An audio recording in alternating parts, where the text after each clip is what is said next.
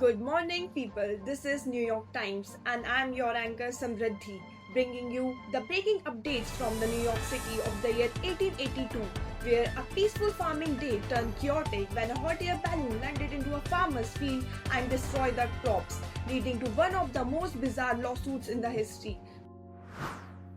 Now, we go live to a field reporter to know the full story. Over to you, Lavanya.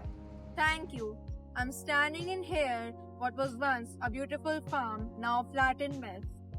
With me is the furious landowner, Mr. Swan. What exactly happened with your farm, Mr. Swan?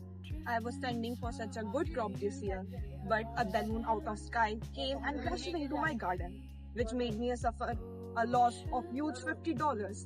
Then the people jumped off my fence without even my permission due to this balloon and made me a huge loss of total $90. $90, that's a fortune in 1822. Now that Mr. Swan, the balloonist, claims that it wasn't his fault, that the crowd caused most of the damage, what do you say? If I say that his balloon having landed in my garden, then no crowd would have accumulated over there. Now, if he had started it, he had to pay for it. Strong words from Mr. Swan. Now let's hear from Charles Gill, from himself. I didn't need to land up there. The wind pushed the balloon. I was just trying to get down slowly. How can I be blamed for what the crowd did? I didn't invite them. But Mr. Gill, don't you think so? Your balloon drew the crowd attention over there. Wasn't it foreseeable? Well, I think it was quite a spectacle. But Mr. Gill, your adventure might be thrilling, but now legally it's up in the air. Now, let us look at the facts of the case in depth. The defendant, Charles Gill, ascended in a hot air balloon and subsequently descended, landing on plaintiff Swan's property.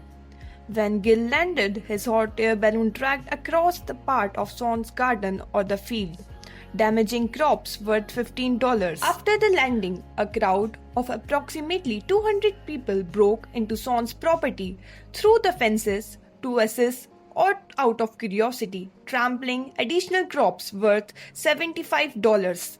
Swan sued Gill for trespass, claiming Gill was liable for the full damage worth in total $90.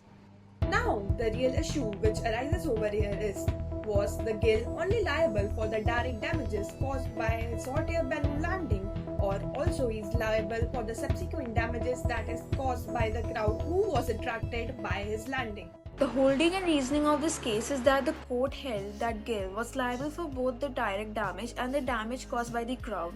The reasoning of this case is that even though Gill didn't directly cause all the damage by voluntarily engaging in a dangerous and hazardous activity and by descending in a way that invited help and thus a crowd, the additional damage was a natural and ordinary consequence of this act.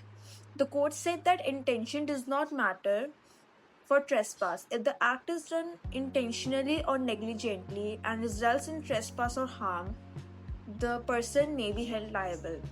The principle and significance of this case is that this case is often cited for its treatment of liability for indirect consequences. The defendant may be liable not only for his immediate act, but also for the consequences that his act naturally and forcibly sets in motion, and it illustrates a boundary between liability for an actor's own act and liability for the independent acts of third parties. Here the court held the latter did not break the chain of liability because the third party act, which was the crowd's trampling, was a foreseeable result of the defendant's act.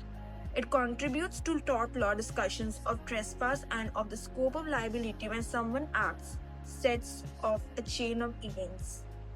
Thank you for that report. In court's ruling, judge held Mr. Gill liable for all the damages caused by his action, as the crowd destruction was foreseeable and natural result of his action. In other words, if your balloon lands in someone's field, you're paying for the mess that follows. And that's how Gill vs. Swan 1822 became a classic case in tort law, providing that responsibility doesn't stop where your feet or balloon lands. And this is New York Times signing off, and stay grounded, everyone.